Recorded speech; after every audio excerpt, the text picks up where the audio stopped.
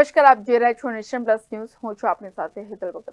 દક્ષિણ ગુજરાતના ભામાશાહ એવા ગોકુળ ડેવલપર્સના વિજયભાઈ ભરવાડની દીકરીના લગ્ન વડોદરા ખાતે નિર્ધારિત થયા છે, જેનું નિમંત્રણ વૈવાહિક પક્ષને આપવા માટે સુરતથી ખાસ સ્વજનો વડોદરાના આંગણે આવ્યા હતા, જ્યાં તેઓએ માલધારી સંસ્કૃતિની નીતિ રીતિ પ્રમાણે નોતરું પાઠવ્યું હતું, જે લોકો માટે પણ કૌતુક બન્યું હતું. સુરતના જાણીતા ઉદ્યોગપતિ વિજયભાઈ ભરવાડની દીકરી દીપિકાના લગ્ન વડોદરા નિવાસી હરેશભાઈ રાઠોડના પુત્ર નયન સાથે નિર્ધારિત કરાયા છે, જે અંતર્ગત સુરતથી દીકરી પક્ષેથી આમંત્રણ પત્રિકા લઈને તેઓ સાંજના સુમારે વડોદરા આવી પહોંચ્યા હતા.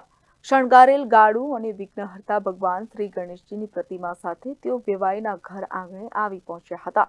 ત્યારે હોળો નૃત્ય અને પારંપરિક છત્રી નૃત્ય કરવામાં આવ્યું હતું. પરંપરાગત માલધારી સંસ્કૃતિના જતન અર્થે કરાયેલ નિર્દેશન જોઈને ઉપસ્થિતોમાં પણ અચરજ ફેલાયો હતો.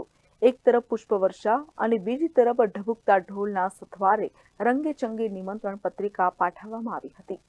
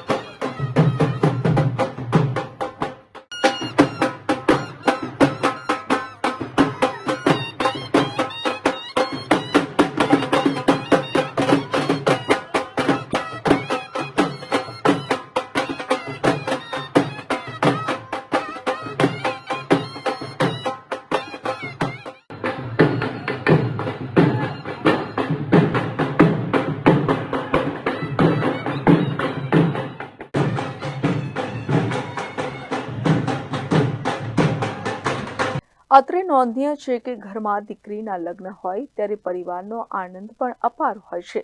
દક્ષિણ ગુજરાતમાં મોટું નામ ધરાવતા વિજય ભરવાડ સમાજ ઉપયોગી કાર્યોમાં હંમેશા અગ્રેસર રહે છે.